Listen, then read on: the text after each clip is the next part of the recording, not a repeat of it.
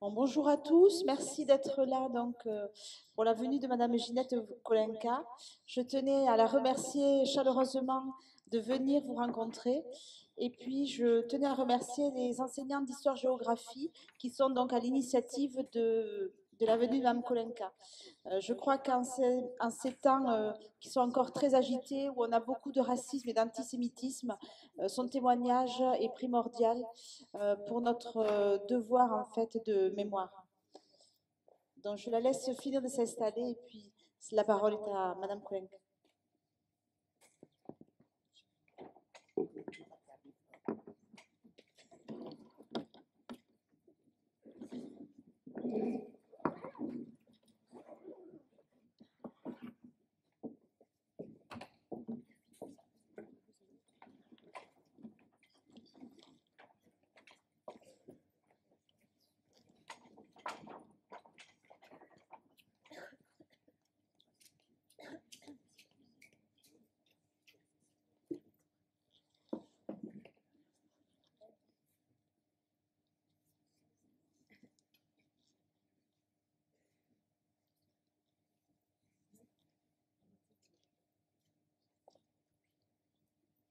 Est-ce que ceux qui sont dans le fond, vous m'entendez? Vous m'entendez, celles qui sont dans le fond? Est-ce que vous voyez quelque chose? Vous voyez? Vous voyez ou vous ne voyez pas? Oh, j'ai pas compris. Oui, ils voient, oui. Ils ont dit oui. Bien sûr. Sinon, je ne peux pas les deux. Si vous pouvez y avoir quelqu'un à côté de moi, Quelqu'un pour remonter doucement. Madame.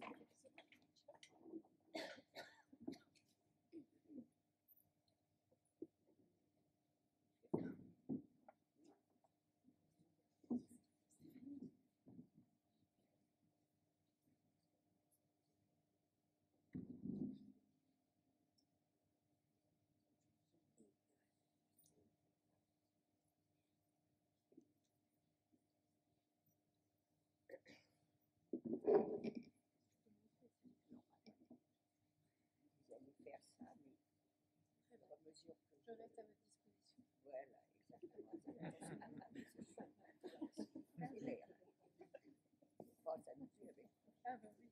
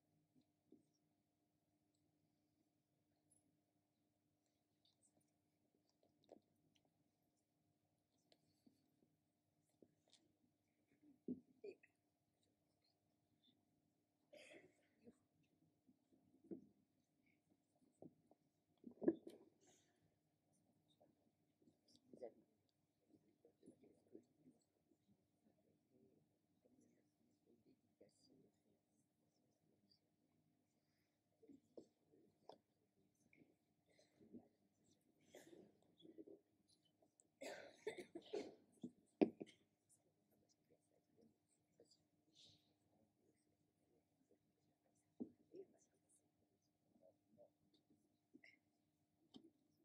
Je suis.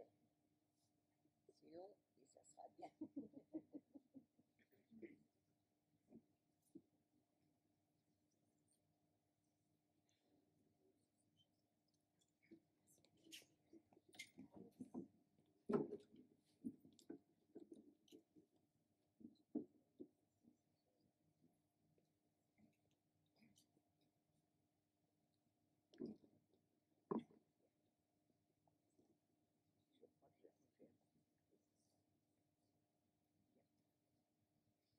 Bon, vous avez fait votre petit, vous avez dit que j'étais bien, tout ça. Ça y est. Bon, ben, c'est c'est le seul moment où vous avez compliments. Voilà, c'est pas si ça. Bon, ben écoutez, bonjour à vous tous. Il n'y a même pas un pied pour le micro. Pour vous le tenir. Non, non, ça va. Bon, alors, bonjour. Vous êtes venus pour écouter une vieille bonne femme qui a connu des choses qui paraissent impensables, mais cependant, je peux vous garantir que je les ai vécues, que j'ai eu de la chance, parce qu'il y en a plein qui en sont morts, mais j'ai eu de la chance, voilà. Alors, Hitler haïssait les Juifs. Hitler voulait tuer tous les Juifs d'Europe. Il gagne la guerre, et ben naturellement, qu'est-ce qu'il va faire? Eh ben, il va mettre son désir à exécution. Mademoiselle, je vous vois avec un pull vert beige gris, vous avez des lunettes, vous tournez la tête. Vous, quand vous me regardez, qu'est-ce que vous pensez? Attention, ne me dites pas que je suis belle. Non, c'est pas ça que je vous demande. Est-ce que j'ai l'air d'être un être humain ou pas? Lève-toi, Léonie, et parle. Oui. D'accord. Oui, quoi? Oui, vous avez l'air d'être un être humain. Très bien. Mademoiselle, vous êtes avec les cheveux longs. Oui, vous. Oui, vous. Oui, vous. Et vous, quand vous me regardez, qu'est-ce que vous pensez? Est-ce que j'ai l'air d'être normal ou anormal? Oui, c'est vrai. Je pense que si je demande à cette dame qui est blonde là-dedans, comme vous n'allez pas me dire qui c'est pas. Bon, et ben je vais faire la demande pour vous, la réponse. Oui, vous avez l'air d'être normal, et en effet, moi je pense aussi que je suis normal. Normal, pourquoi? Parce que j'ai une bouche, des yeux, voilà. Mais par contre, Hitler, eh bien, je ne suis pas normal. Et pourquoi je ne suis pas normal? Parce que je suis juive. Et Hitler détestait, haïssait les juifs, il voulait tuer tous les juifs. Alors, comme on est des gens normaux, comment va-t-il reconnaître un juif d'un non-juif? En Allemagne, les juifs, on les promenait, alors cela, vous allez m'aider, alors ça sera peut-être, on les promenait avec, dans les rues avec un panneau accroché à leur cou qui disait que les personnes étaient juives. Les magasins en Allemagne, tenus par un juif, dans la vitrine, il y avait un panneau qui disait que le magasin était tenu par un juif. En France, en zone occupée, parce que vous savez que la France, quand Hitler est arrivé, a été coupée en deux. Le nord de la Loire était zone occupée, le sud de la Loire était zone libre. Eh bien, en zone occupée, les magasins, moi je les ai vus aussi, avec ce panneau montrant que le magasin était tenu par un juif. Seulement en France, on n'a pas mis ce fameux panneau accroché à notre cou. En France, tout au moins à Paris, dans les grandes villes peut-être, eh bien, il fallait aller dans les commissariats de quartier, et là, sur nos cartes d'identité, alors, est-ce que je...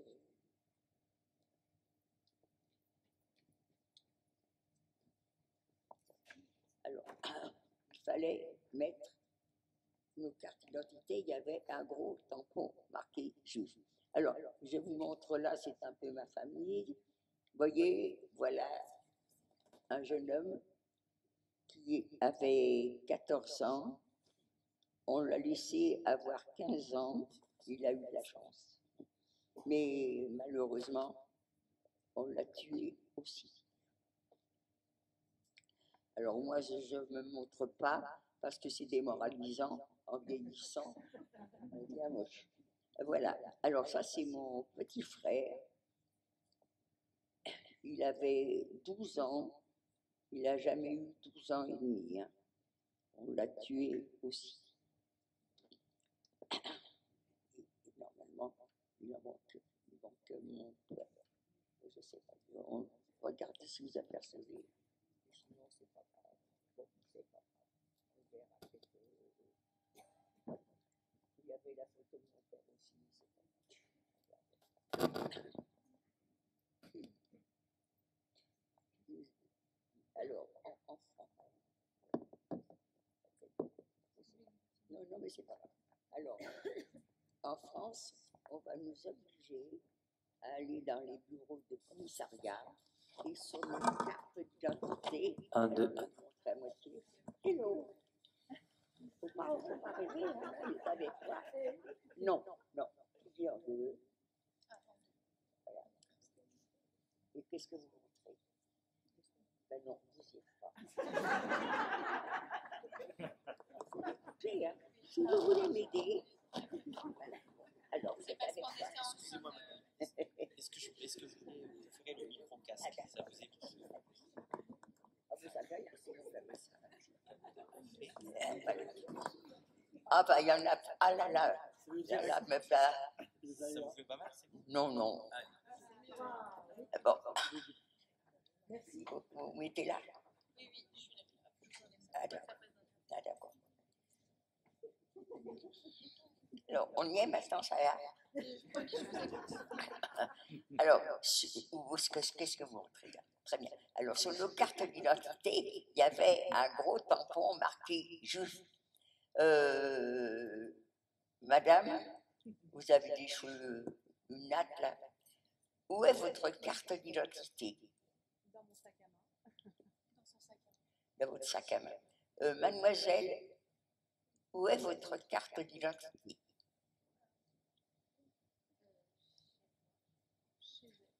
Chez vous. Où est votre carte d'identité? Elle est chez moi. Aussi. Ben, vous auriez vécu à mon époque où on était contrôlé toutes les demi-heures, si ce n'est pas toutes les quarts d'heure, et ben vous auriez dit à ceux qui vous contrôlaient, ah ben non, ma carte d'identité, elle est chez moi, elle est là, elle est ici, dans la poche. Non, une carte d'identité, c'est sur vous qu'elle doit être. Et seulement, naturellement, on ne se balade pas avec une carte d'identité au bout de la main. Où est-ce qu'elle est, la carte d'identité, monsieur? Dans votre poche. Madame, votre carte d'identité, où est-ce qu'elle est? Dans votre sac à main. Oui, on ne se promène pas avec une carte. Donc, le tampon juif est sur votre carte d'identité et votre carte d'identité, on ne la voit pas. Alors que Hitler veut nous humilier. Si on ne voit pas la carte d'identité, eh ben, on n'est pas humilié. Alors, il va trouver un moyen de nous humilier. Il va nous obliger à porter sur nos vêtements une étoile en tissu jaune. Alors, cette étoile était en tissu. Pendant la guerre, il manquait de tout. Donc, il y avait des restrictions. Il fallait des tickets pour tout. Eh bien, il y avait des tickets de textile.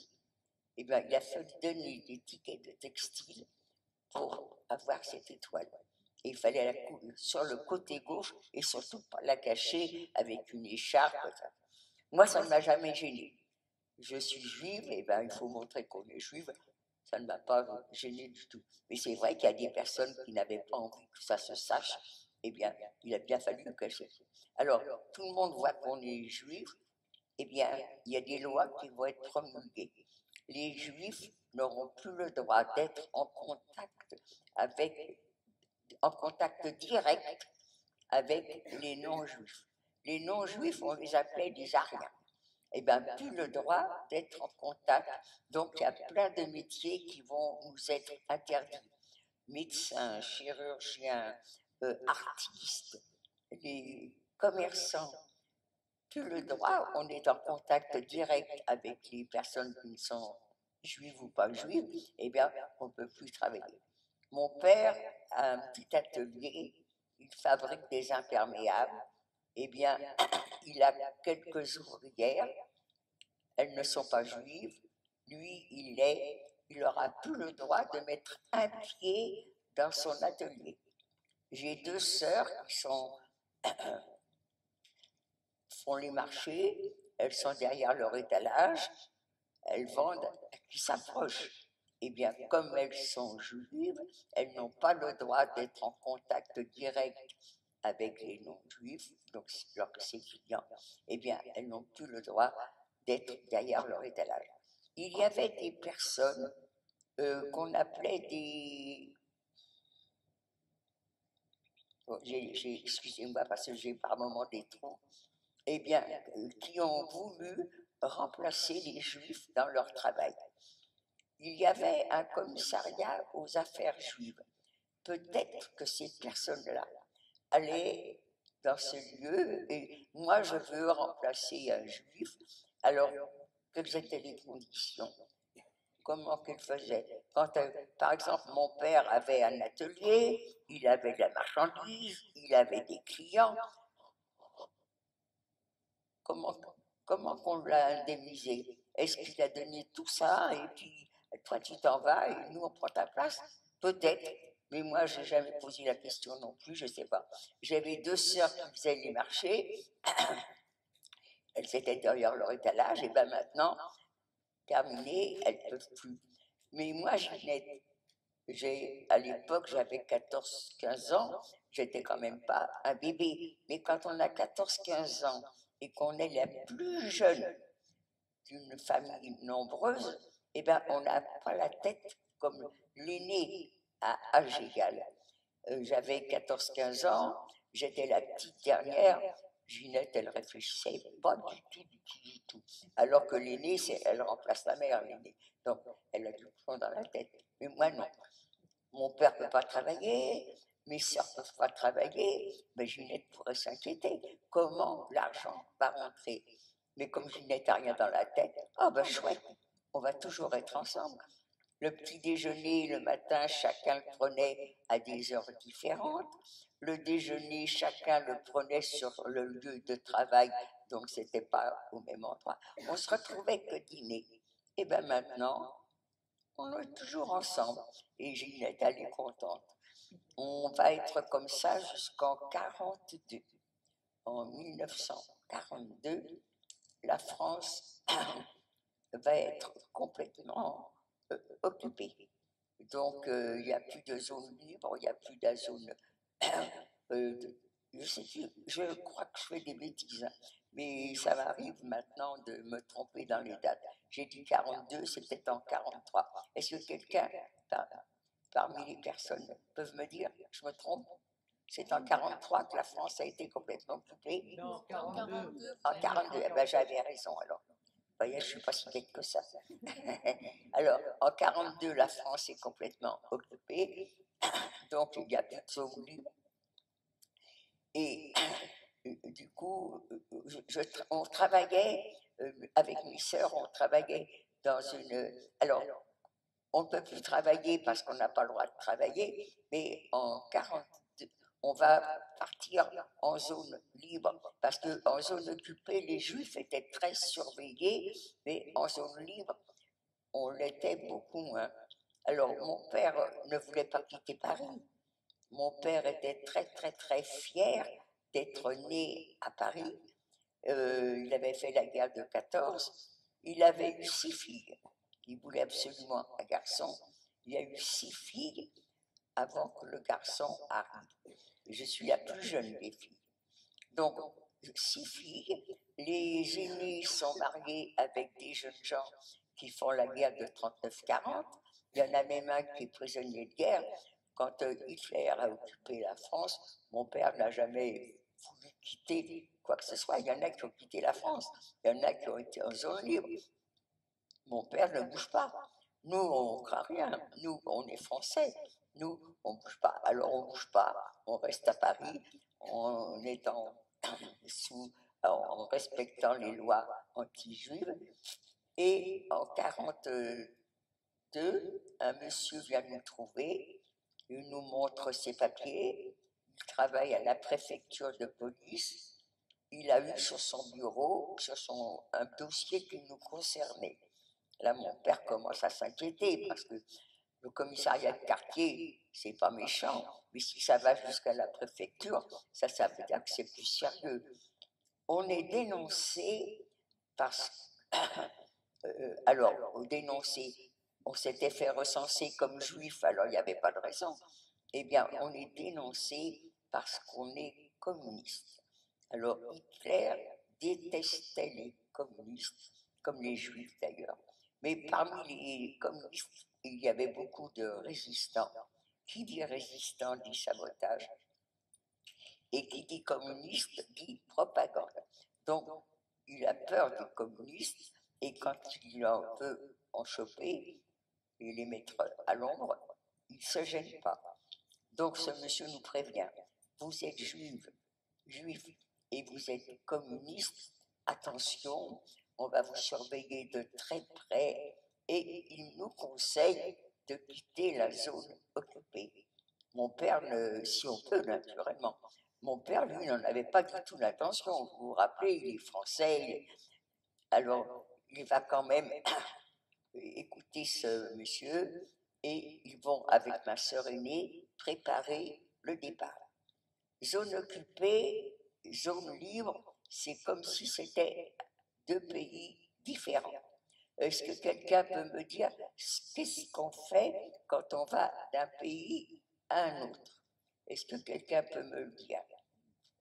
Est-ce que quelqu'un sait? On passe la douane. Vas-y. On passe des barrages ou la douane. Comment? On passe la douane. Ah ben, j'ai demandé comment. Oui, ben, tu le passes comment? Hein? Comment tu passes la douane? Bah, on montre ses papiers et on montre ses papiers. Voilà, il faut montrer des papiers.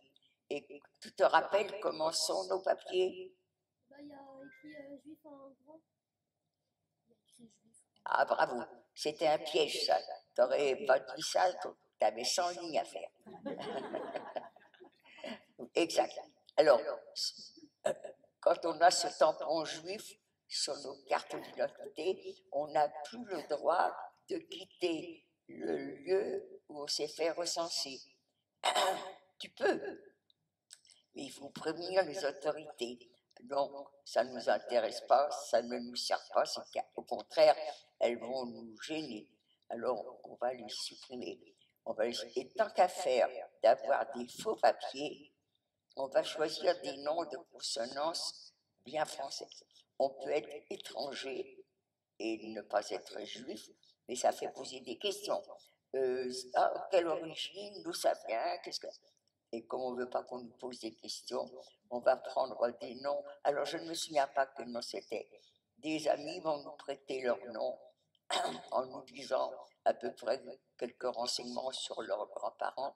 Surtout, ils vont nous donner l'adresse des églises où ils ont été baptisés, où ils ont fait leur première communion, où leurs parents se sont mariés. Ça, c'est sérieux. Pourquoi c'est sérieux? Parce que les églises, ça ne déménage pas. Donc, on peut toujours contrôler. Mon père ne veut pas qu'on passe tous ensemble. On ne sait jamais ce qui peut arriver. Il va nous partager en 4 groupes. Le point de ralliement sera Aix-les-Bains. Et on s'est tous retrouvés à Aix-les-Bains. Qu'est-ce que ça veut dire? Que ça s'est bien passé.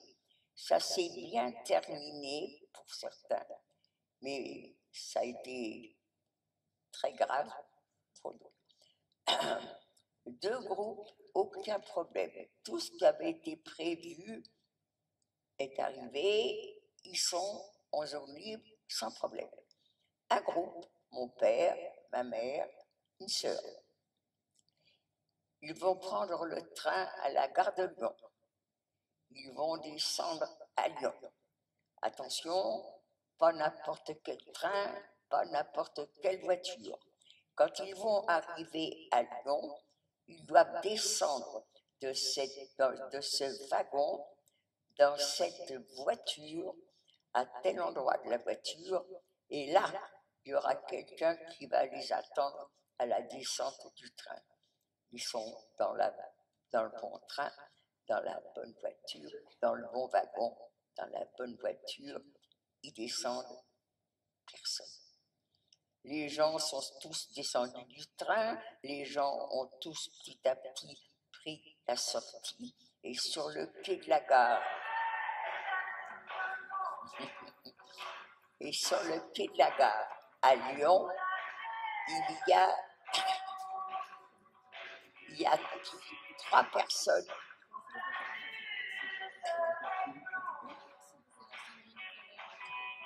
Eh ben, dis donc, ça les réveille. Il y a 3 personnes, qui sont sur un quai de gare. Ça dure longtemps?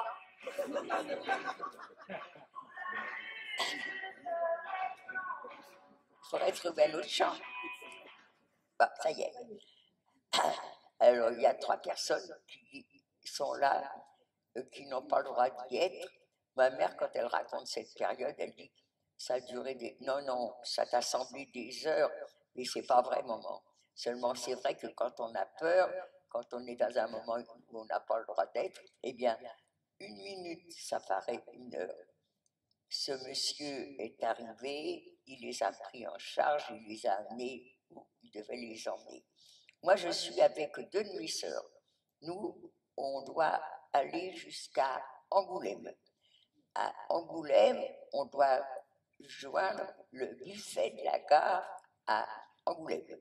On arrive, le train s'en va, on est au buffet de la gare. Dès que le train a quitté la gare d'Angoulême, toutes les issues du buffet de la gare sont surveillées. Gendarmes français, gendarmes allemands, contrôle des papiers de tous ceux qui sont là. Il y avait un peu de monde. Moi, je ne connaissais pas ce monsieur qu'on devait retrouver, et mes sœurs certainement avaient fait sa connaissance. On va passer à l'interrogatoire. J'avoue avec honte à mes sœurs que j'ai gardé dans mes papiers notre vrai nom, une carte d'identité avec notre vrai nom. Je faisais partie, on m'avait parrainé pour faire partie d'un club de sport. Et j'étais tellement fière, moi, la petite Ginette, partie de ce club qui est tellement de réputé mondiale, je n'avais pas pu déchirer cette carte. Donc je l'avais dans la poche. J'avoue à mes sœurs, j'ai avec mon vrai nom dans la poche, ne te casse pas la tête, demande d'aller aux toilettes et puis tu la jetteras aux toilettes. Alors en effet, demande d'aller aux toilettes, une sentinelle m'accompagne aux toilettes. Naturellement, il n'est pas rentré dans les toilettes avec moi, mais il est devant la porte, à quelques mètres de la porte. Mais moi, si je déchire cette carte, c'est quand même un petit peu dur, c'est un petit carton, ça va faire du bruit, il va l'entendre, et ben, j'ai peur, je me dégonfle, et je reviens avec ma carte, et je retrouve mes sœurs qui faisaient la queue dans le couloir en disant « ça n'a pas marché ». Avec nous, ou parmi nous, il y avait une dame. Est-ce qu'elle nous a entendus? Est-ce que, j'en sais rien. Mais en attendant, quoi faire avec cette carte où il y a mon vrai nom, c'est Charkaski. Naturellement, ce n'est pas un nom breton ni un nom auvergnat. Avec un nom comme ça, on voit bien que c'est d'origine étrangère. Mais je vous l'ai dit tout à l'heure, on peut être étranger, mais il vaut mieux avoir un nom de consonance bien française pour être tranquille. Donc, j'ai les papiers avec cette consonance bien. Je ne me rappelle plus quel nom on avait. Mais j'ai cette carte-là, il faut la déchirer. La déchirer, et comment qu'on va faire? Qu'est-ce qu'on va faire avec les papiers? Ils vont les voir. Et on ne peut pas les laisser par terre, ça va se voir. Eh ben, on va essayer de l'avaler. Je ne sais pas si vous avez déjà essayé d'avaler du carton. Un petit bout de papier, peut-être que ça va passer facilement, je ne sais pas. Mais le carton, on se l'était partagé, cette carte, on en avait chacun un petit morceau dans la bouche. Alors, à force de l'avoir dans la bouche, c'était devenu une petite boule, et une petite boule, il faut l'avaler. Et quand il n'y avait pas assez de salive pour avaler cette petite boule, et la dame qui était avec nous dans ce couloir, elle était devant ou derrière, ça je ne me souviens pas non plus. Est-ce que c'était une copine à mes sœurs? Est-ce qu'elle était là comme nous pour passer la nuit? En tous les cas, elle avait avec elle une petite bouteille d'alcool. Elle nous a passé un peu de cette bouteille d'alcool et ça a fait partir cette petite boule de papier. Moi, j'avais jamais seulement bu, même pas trempé mes lèvres dans un verre de vin. Alors, cette petite, il n'y en avait pas beaucoup, une cuillère à peine une cuillère à potage peut-être, mais sur moi, ça a fait de l'effet. Quand celui qui contrôle les papiers s'approche de nous, vous êtes juif. Mais j'aurais dû trembler de peur. Ça y est, on est découvert. Alors, on savait que les juifs qui étaient arrêtés, c'était pour aller dans un camp de travail. Ils découvrent qu'on est juif, ça y est. Eh bien, au lieu de trembler de peur, pas du tout. Comme j'avais pris cette petite quantité d'alcool, eh ben, ça m'a rendu gai. Donc, ben alors voilà, ça y est, me voilà baptisé juive maintenant. Eh ben, mais vous avez qu'à contrôler, naturellement, qu'on n'est pas juif. Oh, quelle horreur! Et on en a mis plein les. Et puis, vous avez qu'à vérifier. On a été baptisé ici, on a fait notre première communion là, j'ai vérifié. Alors, ils nous ont gardés en prison quelques jours, très peu, je ne m'en souviens pas tellement. Mais ce que je sais, c'est que on n'avait pas peur. J'étais jeune, mes sœurs aussi, on faisait partie des auberges de jeunesse, on connaissait des chansons, on connaissait des jeux de plein air.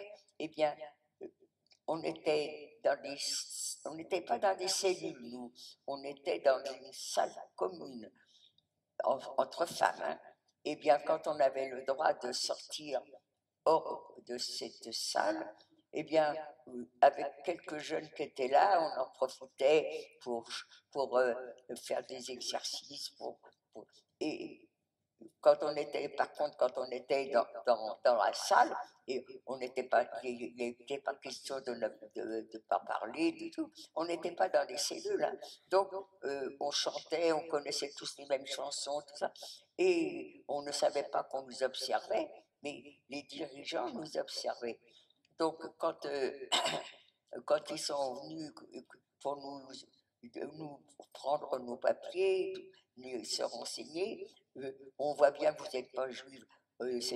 On vous interroge et tout vous a gardé, mais ça, on sentait bien, vous savez, les juifs, on les connaît, ils sont comme ci, ils sont comme ça. En attendant, on les laissait parler, ils parlent toujours, ils nous ont laissé partir, et du coup, on est passé par Chalon-sur-Saône, et on a retrouvé tous les autres à Aix-les-Bains. Mais Aix-les-Bains, c'était pas le point final. Aix-les-Bains, c'était pour se retrouver tous ensemble. Et maintenant qu'on est tous ensemble, mon père, ma soeur aînée a des amis à Aix-les-Bains. Elle leur avait demandé de nous trouver quelque chose pour être hébergés. On est toute la famille, on, on veut être ensemble. Ils nous ont trouvé, alors, à Aix-les-Bains quelque chose, mais que je vous ai dit, c'est vrai, Aix-les-Bains, ce n'est pas le but final. Le but final, c'est d'aller à Avignon. Ma sœur aînée a des amis à Avignon. Elle leur avait demandé de nous trouver quelque chose.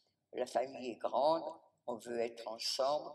Ils nous ont trouvés non pas à Aix-les-Bains, mais en banlieue d'Avignon, à Montfavet. Un monsieur, il a une grande propriété et il va nous louer son premier étage.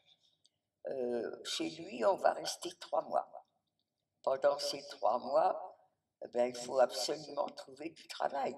Parce que papa est parti avec un peu d'argent, mais l'argent est parti. Et maintenant, c'est bien catastrophique. C'est très grave. Il faut absolument trouver du travail. J'ai 2 sœurs qui sont secrétaires de métier. Moi, j'ai fait 1 an de cours commercial. toutes les trois, on cherche du travail dans les bureaux. C'est pas une ville industrielle, Avignon. Hein. Eh bien, il n'y a rien. Mais on nous conseille, vous devriez aller voir à côté d'Avignon, à Vedène, une grosse boîte de Paris qui, dès les débuts des hostilités, a déménagé ses bureaux à Vedène. Peut-être que là, vous auriez une chance. On écoute les conseils, on est devant celui qui dit je te fais travailler, le chef du personnel. Mes sœurs, des gens de métier et mesdemoiselles, même n'attendez pas la semaine prochaine, présentez-vous demain matin, on vous embauche. Du personnel qualifié, on n'en a jamais assez. Mais vous, mademoiselle, vous dites que vous êtes débutante. Eh bien, les débutantes, on a les nôtres. En plus, vous dites que vous n'avez jamais travaillé, que vous avez juste votre diplôme. Le diplôme, ça, vous ne l'avez pas. Mais ça, c'est pas grave. On va vous faire des tests. Mais les tests, qu'ils soient bons ou qu'ils soient mauvais, on a aussi nos débutants. Alors vous, mademoiselle, on ne peut pas vous embaucher. Est-ce que j'ai la larme à l'œil? Est-ce que d'un seul coup, ce monsieur, qui est un brave homme, il a 3 jeunes filles devant lui qui veulent absolument travailler, c'est quand même la guerre, c'est une guerre. Je crois qu'il comprend et il va nous embaucher. Ça y est, on est 3 à travailler dans les bureaux. J'ai 2 sœurs qui font les marchés. Mon père se renseigne à droite, à gauche. Est-ce qu'il y a possibilité de faire les marchés à Avignon? Mais naturellement. Mais attention, on ne peut pas faire les marchés comme ça. Il vous faut une autorisation spéciale. Ça s'appelle une patente. Quand vous aurez l'autorisation spéciale, ben, il vous faut du matériel. Et quand vous aurez le matériel et l'autorisation, ben, il faut de la marchandise. Et quand vous aurez tout ça, eh bien, tous les jours de la gare d'Avignon partent des cars. Tous les jours, une direction différente. Le lundi, c'était Cavaillon, mardi, Carpentras, mercredi, je ne sais plus quoi, jeudi, c'était Orange, vendredi, c'était encore autre chose. Tous les jours, il y avait un car qui emmenait les forains pour déballer. Et on a fait ça jusqu'au mois de mars 44. En mars 44, c'est-à-dire déjà, on ne peut plus, je ne sais plus exactement ce qui se passe, mais on ne peut plus faire on peut plus travailler dans les... Ah ben voilà, c'est ça. Comme il n'y a plus la zone occupée, la zone libre, et ben cette grosse boîte n'a plus de raison de rester en zone libre. Elle remonte sur Paris, elle emmène avec elle tous les employés qui voulaient le suivre. Nous, naturellement, on ne peut pas les suivre, hein, puisqu'on est juifs, on a quitté Paris. Et il y en a qui l'ont fait. Nous, on ne peut pas. Alors, qu'est-ce qu'on va faire? Eh bien, on ne va même pas essayer de retrouver du travail dans les bureaux. On a eu du mal, donc on était 3 à travailler dans les bureaux. L'aînée des 3, son mari avait déjà commencé à faire les marchés. Elle va l'aider, elle va être avec lui. Et nous, les 2 plus jeunes, eh bien, en allant à droite, à gauche, chercher ici, chercher ça, mon père est entré en contact avec le maire d'Avignon. Ce maire d'Avignon, à mes sœurs, il leur a procuré des petits logements. À nous, une maison en plein centre d'Avignon. Elle était vide, elle était libre. Pourquoi, je n'en sais rien. Il va nous la donner, va nous la louer plutôt. Et nous, on va s'installer sur les marchés. Les plus âgés, c'était tous les jours, je vous l'ai dit, tous les jours, il y avait un car qui amenait les forains dans une autre ville. Nous, les jeunes, on ne va pas faire ça. Le maire d'Avignon nous a procuré des places sur les remparts d'Avignon.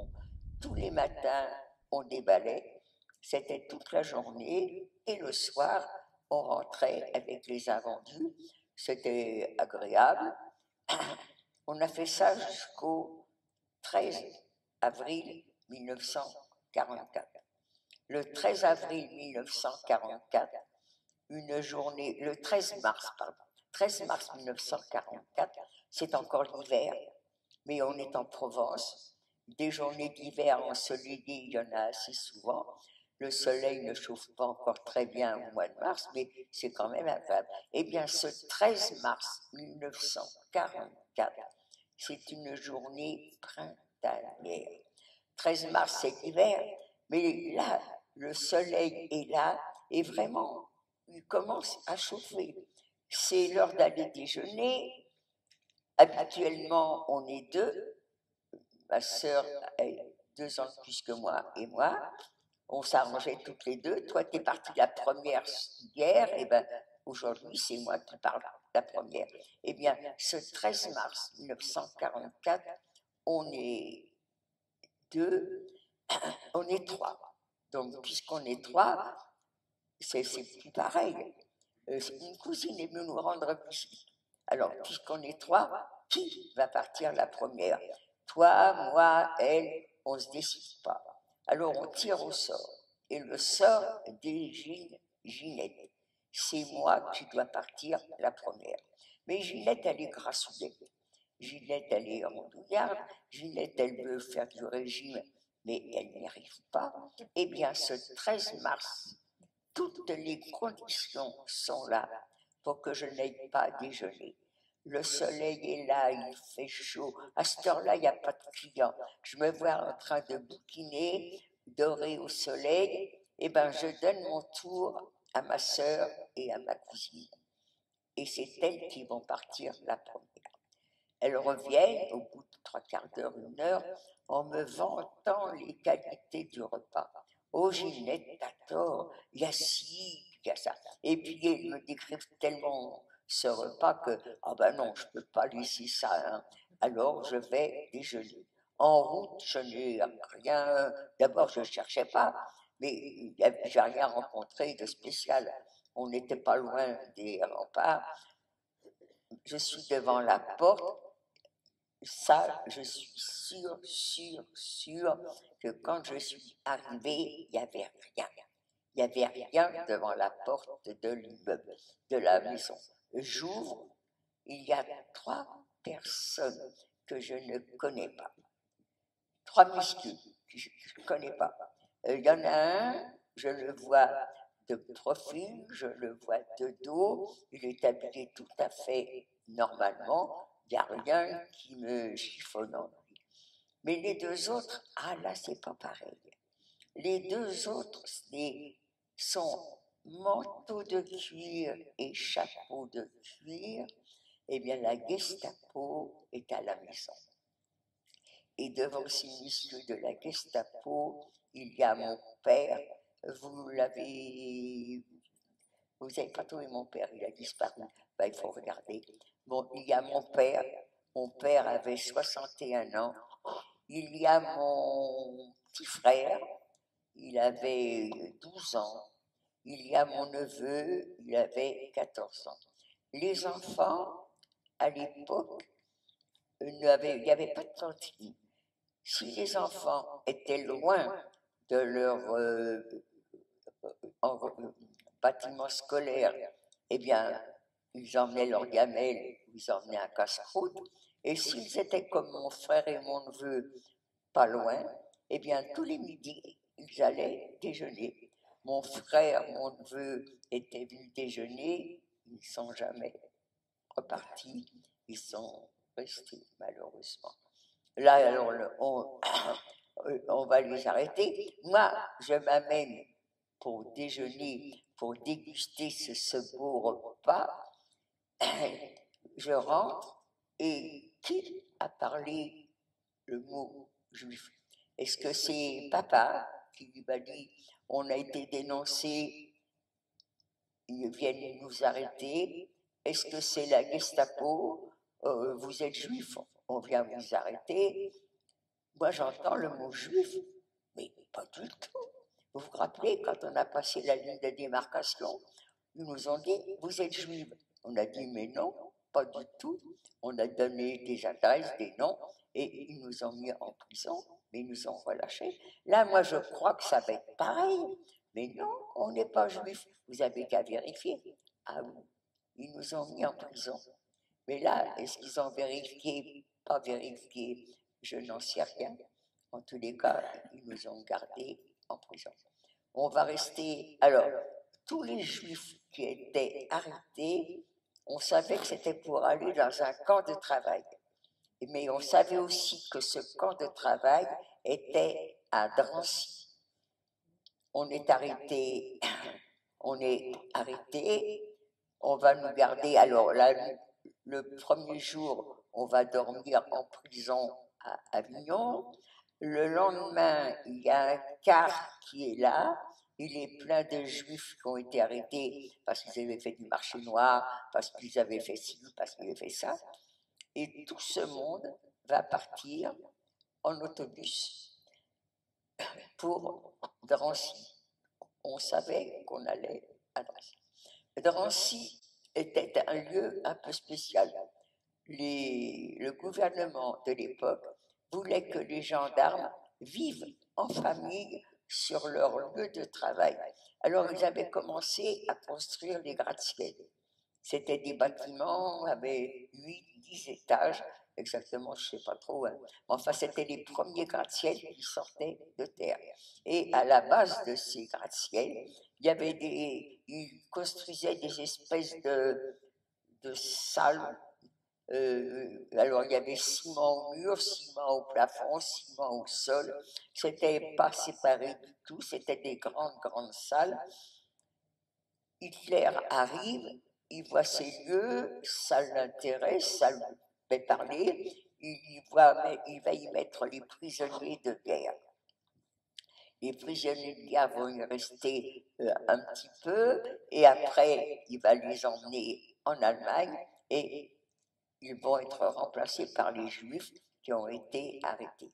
On est arrêtés, dans la journée, les hommes, les femmes, les enfants, on se promène dans la cour de Drancy, mais par contre le soir, la nuit, même les couples n'ont pas le droit d'être ensemble. Il y a étage pour les hommes, étage pour les femmes et les enfants. On va rester comme ça jusqu'au 12 avril. Le 12 avril, on nous prévient, ça y est, c'est le départ. Alors on sait qu'on va partir pour travailler dans un camp. Le 12 avril, on est sur Drancy, derrière la porte d'entrée de Drancy, et on nous a fait prendre nos valises. Il y en a qui ont été arrêtés, elles avaient des bagages. Nous, on n'avait rien. Mais il y en a qui ont été, on leur a dit, prenez quelques vêtements, vous en aurez besoin. Tout le monde est là dans la cour de Drancy. Là, il n'y a pas de hurlement, mais un petit peu de bousculade. Pourquoi pas? Parce que les autobus sont derrière la porte et on va donc aller dans le camp de travail en autobus. Et si on est ensemble dans le même autobus, on aura peut-être une chance d'aller dans le même endroit pour vivre. Donc, je suis avec les amis, avec ma famille, plus les amis que je me suis fait, et je suis contente parce qu'il y a des amis que je me suis fait à Drancy qui sont là aussi. Drancy, c'était un lieu un peu spécial. Il n'y avait pas on ne travaillait pas, toute la journée. Alors, il y a ceux qui restaient dans les salles, et puis il y a ceux aussi qui se baladaient dans la cour de Drancy. Une journée, je suis restée comme ça, sans travailler.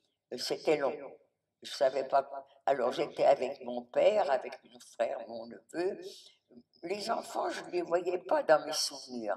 Et j'ai appris qu'il y avait des adultes qui s'en occupaient. Pour pas qu'ils restent dans la cour à chahuter et à bousculer les personnes âgées qui se promenaient, eh bien, il y avait des adultes qui s'en occupaient. Qu'est-ce qu'ils leur faisaient faire? des jeux manuels, un peu de calcul, un peu d'orthographe, je n'en sais rien, je n'ai jamais demandé. En tout cas, il ne se baladait pas, il ne chahutait pas dans la cour. Toute la journée, je suis avec mon père, moi, je ne sais pas quoi dire. Maintenant, je vois les papas et les enfants, ça chahute, ça blague. Mais nous, à notre époque, ma mère nous avait élevés dans le respect du père.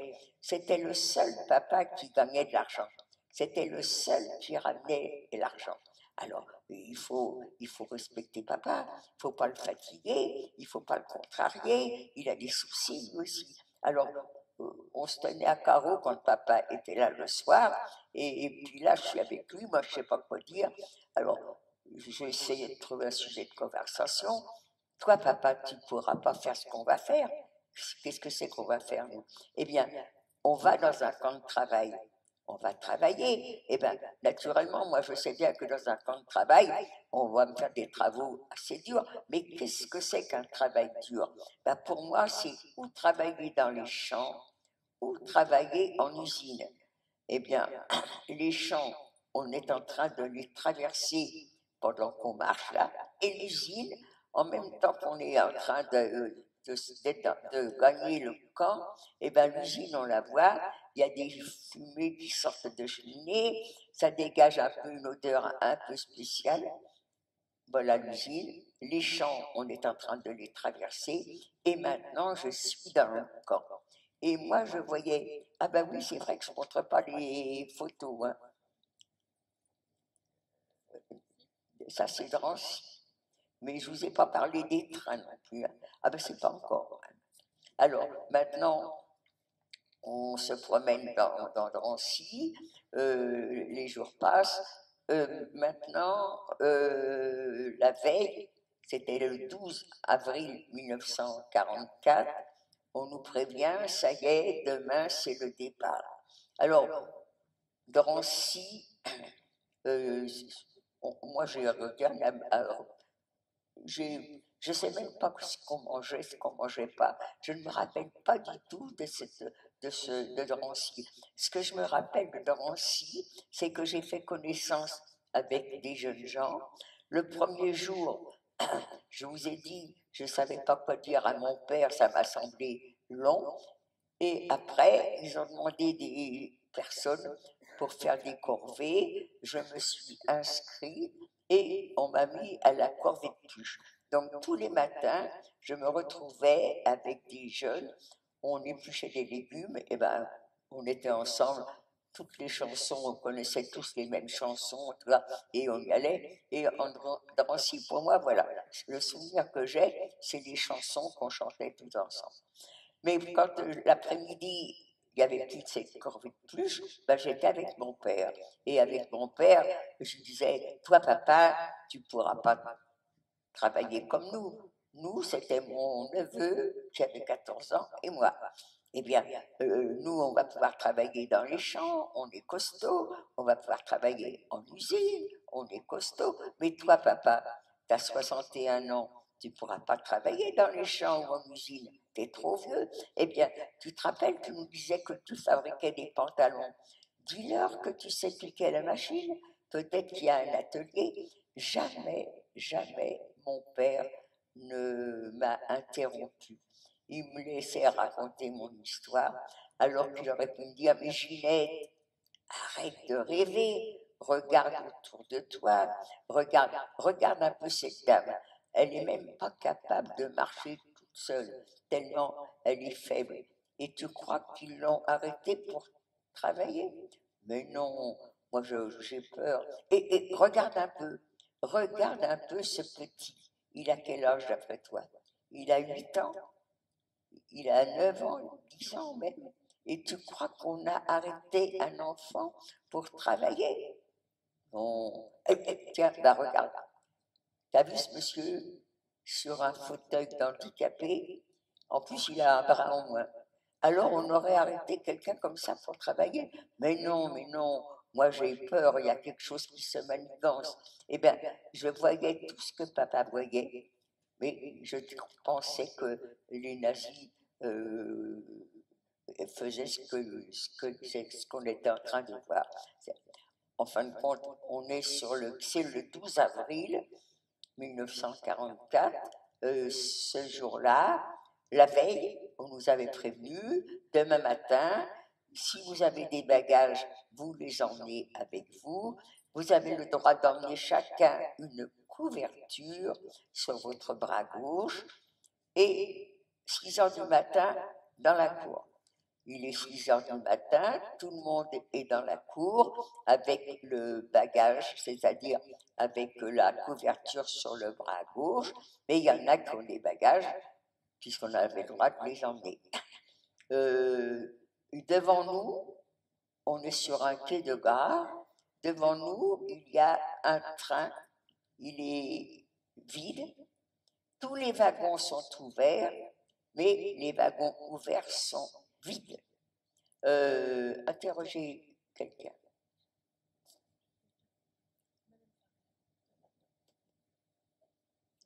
Ben, il faut que vous me posiez la question. Ah, d'accord. Eh bien, il y a un wagon ouvert, un train avec des wagons ouverts vides devant vous. Alors, à quoi ça vous fait penser? Exact, c'est ça. Alors, un train de marchandises, moi je pense que ce train, c'est pas pour un train voyageur. Il n'y a pas de wagon, il y a rien pour s'asseoir. Alors c'est un train de marchandises. Eh bien, ce train de marchandises va partir et il va arriver un train avec des wagons. À l'époque, maintenant il y a 2 classes dans les trains. À mon époque, il y en avait 3. Donc, un wagon 3e classe. Les wagons 3e classe, c'était des baguettes, des chaises, les banquettes étaient en bois. Nous, on a toujours voyagé en wagon 3e classe. Eh bien, ce train qui est là avec les portes ouvertes, eh bien, il ne va pas partir. En effet, c'est pour nous. On va nous pousser, il faut faire vite, il faut monter dans les wagons. Comment on est monté dans ces wagons? Je peux vous dire que ça serait maintenant, ça je m'en rappellerai parce que je ne suis pas très agile, mais comment on fait les personnes âgées, comment on fait les femmes enceintes, je n'en sais rien. En tous les cas, on est maintenant tous dans les wagons, les portes des wagons ont été verrouillées et nous, on découvre les lieux. Dans notre wagon, on est dans l'obscurité. Pas totale parce que vous avez quand même, je vais y arriver, il y a des fenêtres, il y a des espèces de volets. Ces volets sont avec des espaces ouverts et donc la lumière, l'air passe par ces petits volets. Et puis vous avez les planches des wagons qui ne sont pas très bien soudés, donc elles laissent passer aussi la lumière et l'air. On est rentré dans ces wagons, il fallait faire vite. Maintenant, les portes sont verrouillées et on découvre les lieux. Il y a un tout petit peu de paille par terre, mais il n'y a rien d'autre. Alors, il y en a qui ont des bagages, on va les mettre dans un coin du wagon, et avec le reste de la superficie qui est libre, eh bien, on va s'installer. Il y a un petit peu de paille par terre. Il y en a, quand on a quitté Drancy, on avait le droit d'emmener chacun une couverture sur le bras gauche. Et bien, cette couverture, c'est pour s'asseoir dessus. Et mon père était content de me montrer, il avait tellement maigri, non seulement il avait plus qu'une couverture, mais il en avait 2. Il avait une couverture sur le bras, il avait le droit de l'emmener, mais il en avait mis 2 dans son pantalon, tellement il avait maigri. Alors, d'autres ont fait comme lui. Alors maintenant, on est dans la salle, vous avez des femmes qui sont derrière des tables, il y a 3-4 tables, il y a 2 femmes par table, et nous on est devant, il faut qu'on soit en rang, ça y est, Ça a été dur, mais on est rangé comme ils veulent. Et maintenant, les ordres arrivent, déshabillez-vous. Alors, on enlève le manteau, ça suffit pas. On enlève les pulls verts, ça suffit pas. Schnell, schnell, schnell, ça veut dire qu'il faut petit à petit enlever tout. Et à un moment donné, on est en combinaison. Et bien, la combinaison, ça, c'est encore de trop. La combinaison, il faut l'enlever. Alors, on est en culotte et soutien-gorge. Eh bien, culotte et soutien-gorge, il faut les enlever. C'est la nudité totale. Moi, j'ai tellement honte d'être nue devant des gens que je ne connais pas. J'ai mes regards sur mes doigts de pied. Excusez-moi.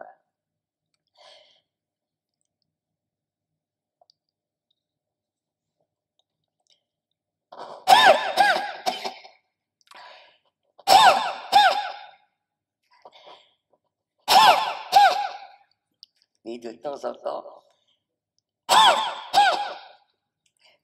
temps, j'ouvre les paupières et je vois des corps de femmes que je ne connaissais pas.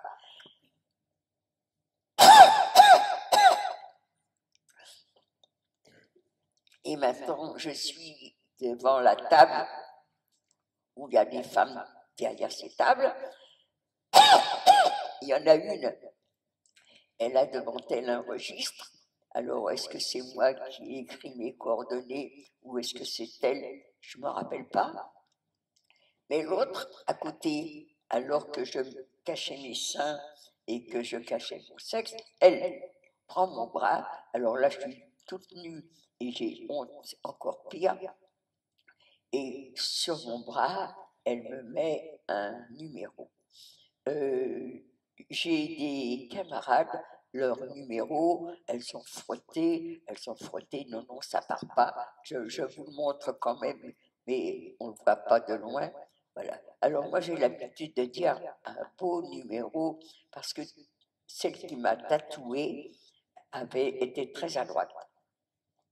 Tous les chiffres sont de la même grandeur, de la même couleur et du même écartement. Pourquoi la même couleur? Parce que ces chiffres sont écrits avec une aiguille qu'elle trempait dans une bouteille d'encre et un petit point, et ça faisait des numéros.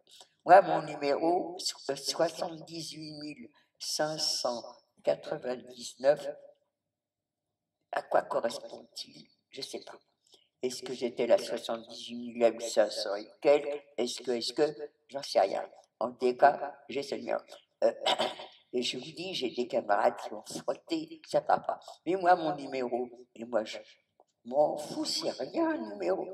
Non, moi, ce qui est pour moi affreux, terrible, c'est que je suis nue devant les femmes que je ne connais pas. Alors mon numéro, ça m'est absolument égal, je m'en fous de mon numéro, je suis nue, j'ai honte. Mais le numéro, ça y est, maintenant on a été numéroté et maintenant on nous emmène dans un autre endroit et vous avez des femmes qui sont là, assises, debout, je veux dire.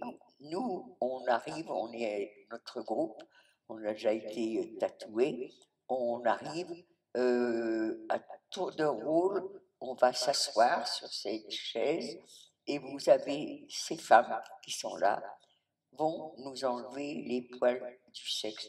Alors vous voyez le tableau, vous êtes là, vous ne connaissez pas les gens, mais vous êtes nus et on vous enlève les poils du sexe. Jusque-là, vous m'avez jamais entendu dire on a reçu des coups. Non, pas du tout.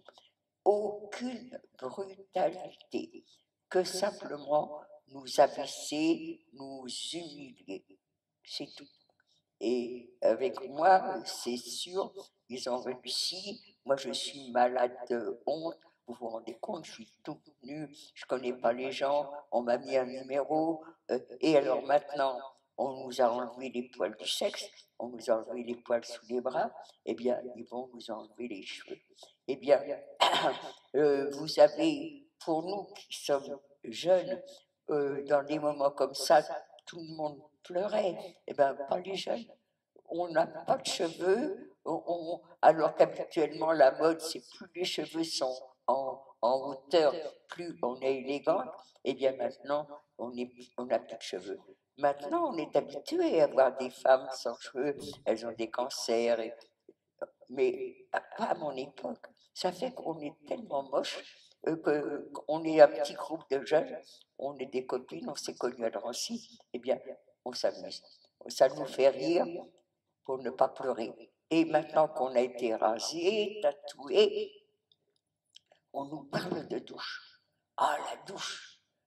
Ah, quel plaisir! Vous vous rappelez, dans le wagon, 3 jours, 3 nuits, on ne s'est pas lavé, on a fait nos besoins sous nous. Et là, maintenant, on vient de nous raser les cheveux qui collent sur la peau.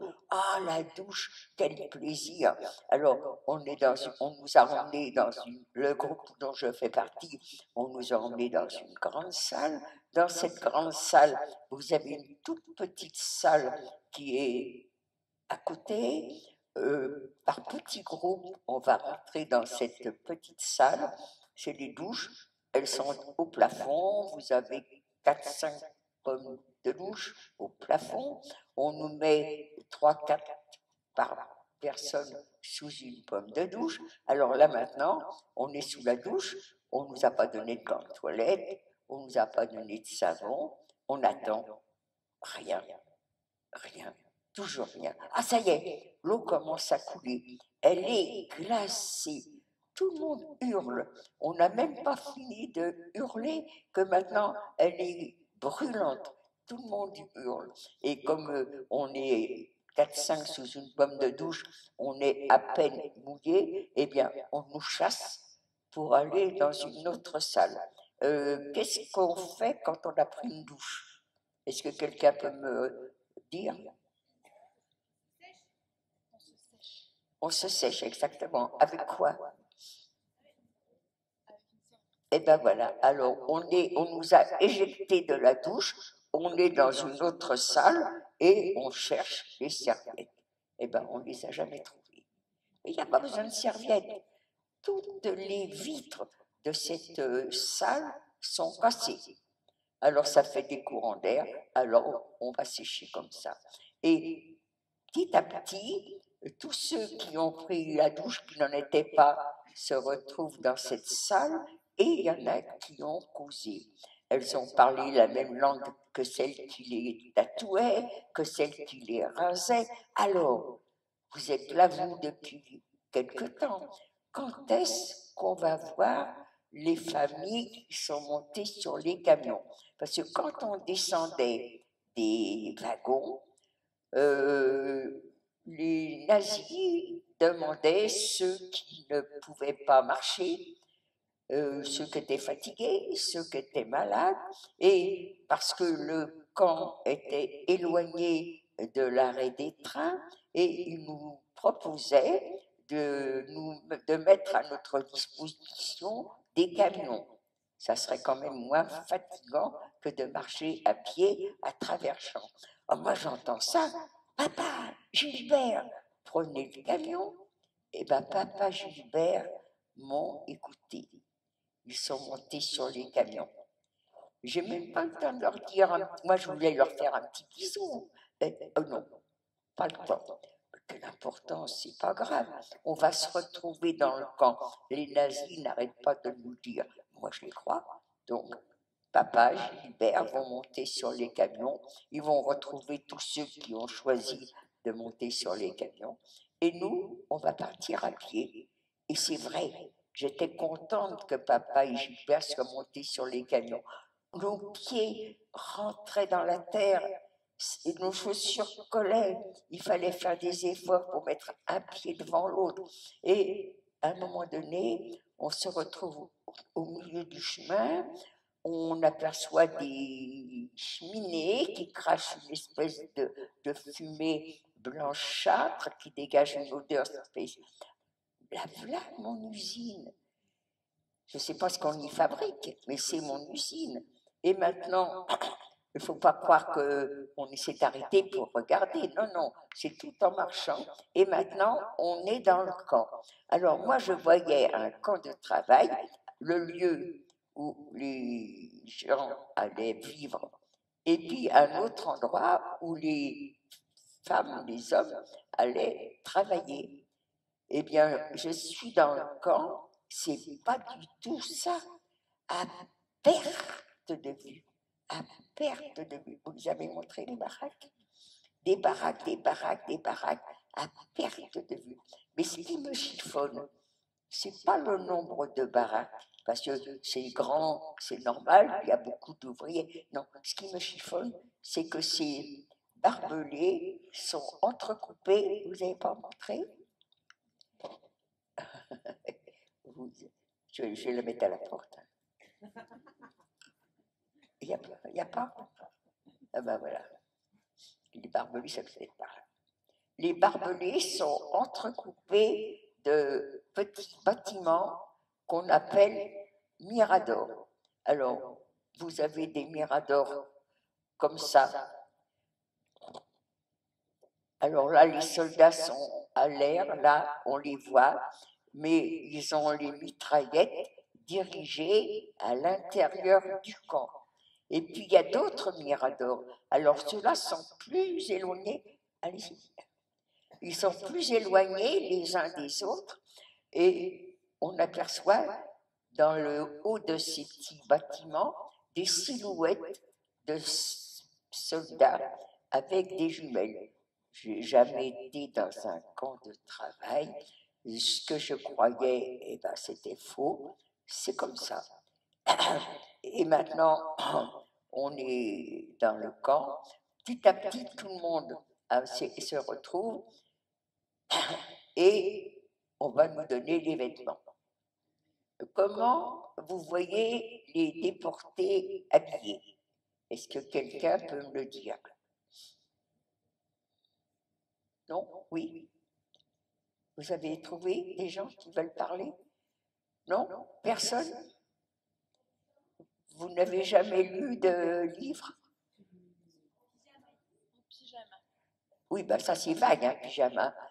Oui, c'est vrai que tout à l'heure elles étaient nues, maintenant il y a quelque chose sur le dos. Mais comment vous voyez ce pyjama si vous dites que c'est un pyjama? Un pyjama rayé gris. Comment? Un pyjama rayé. Rayé. Et un pyjama. Bon, je vais me contenter de ça, mais c'est pas vrai. Enfin, c'était les hommes avaient des pyjamas, mais les femmes avaient des robes. Mais c'est vrai, on pourrait croire que les femmes avaient des robes rayées. Eh bien non, pas du tout, parce que nous, on est juifs, et que les juifs n'ont pas les mêmes tenues que les non-juifs. On est juifs, on est rien, on est de la vermine, et vous croyez qu'on va nous donner des uniformes qui coûtent cher? Ben non, pas du tout. Les juifs, elles n'ont pas le droit d'avoir des vêtements comme ça. Non, non. Nous, on va nous habiller avec les vêtements que les juifs, quand ils ont été arrêtés, ont emmenés avec eux. Nous, on nous a arrêtés, on n'avait rien, on est resté sans rien. Mais certaines personnes, quand on venait les arrêter, ceux qui venaient les arrêter, prenaient quelques vêtements, vous en aurez besoin. Alors ces personnes-là, qu'est-ce qu'elles ont fait? Vous avez les catégories qui ont pris ce qu'elles avaient de mieux, et vous avez d'autres catégories qui ont pris ce qu'elles avaient de plus moche. Donc, dans le camp, quand nous, les déportés, on arrive, eh bien, vous avez tous ces vêtements qui sont là. Alors, il y en a des biens, et puis il y en a des moins bien. Et c'est comme ça qu'on est habillé. J'ai pas eu trop de malchance, parce que j'avais eu en guise de combinaison une espèce de chemise de nuit qui avait des manches. Donc, ça m'avait permis d'accepter l'espèce de petit costume qu'on m'avait donné avec un tissu qui me grattait. Alors maintenant, ça y est, on est habillé. Il y en a qui ont eu des bas, il y en a qui ont eu des chaussettes. j'ai rien dit, que des chaussures. Alors, quand ils nous ont distribué les chaussures, naturellement, c'était rangé par paire. Il y avait celles qui faisaient du 38, du 39, du 40. Oui, mais quand ils envoyaient une paire de 38, ben la paire de chaussures, elle était attachée avec les lacets ou avec je ne sais quoi. Ça fait que quand ils nous les envoyaient, eh bien, les paires étaient départagées. Ça fait qu'on se retrouvait avec deux pieds gauches, deux pieds droits, avec un talon et puis l'autre était talon plat. Ça a été un petit moment de ridicule quand on a été habillé, mais ça a été un petit moment de détente parce que on était tellement moches que ça nous a fait rire. Et après, on ne riait plus, remarquez. Mais ça fait, la distribution de vêtements, ça a été une petite détente. Alors maintenant, ça y est, on est tatoué, on est habillé. Alors maintenant, jusque-là, on n'a pas encore été aux toilettes. Et maintenant, ça commence à être très, très sérieux. On a besoin. Alors, vous avez trouvé? Il faut partager, il n'y a peut-être pas. Si on ne les a pas, on ne les montre pas, c'est pas grave. Là, elles sont pas là. Voilà. Alors, on va les toilettes. Normalement, puisque les toilettes, en principe, un endroit isolé, on fait ce qu'on a à faire. Il y a une porte, il y a un rideau, on est isolé. Et là, on nous emmène dans un endroit où il y a une baraque. Je suis à la porte de cette baraque et devant moi, vous avez un socle comme ça, voilà. Vous voyez la table qui traverse toute la salle et cette table est, vous avez des trous,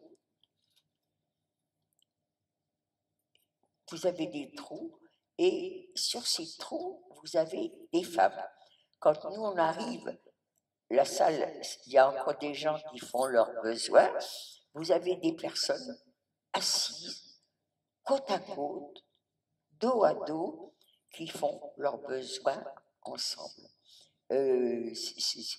C'était la première fois quand on est arrivé comme ça.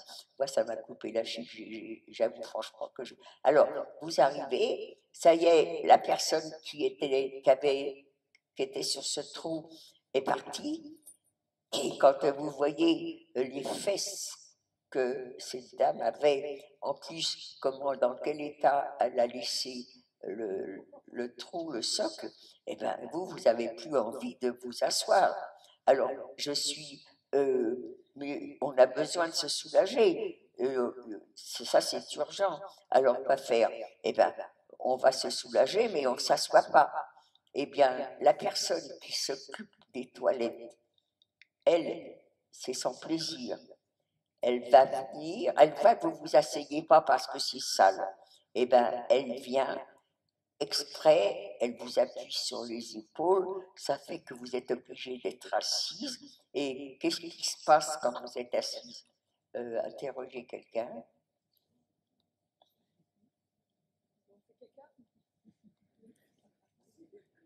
Alors, vous êtes assise à un endroit qui était sale, qu'est-ce que vous faites? Il y a quelqu'un qui répond? Non? Personne ne répond? Comment?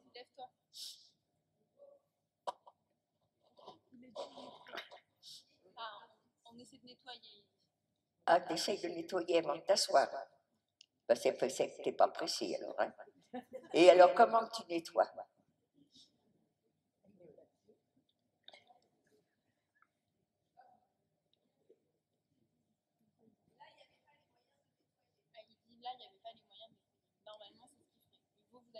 Mais je ne te demande pas normalement ce que tu fais.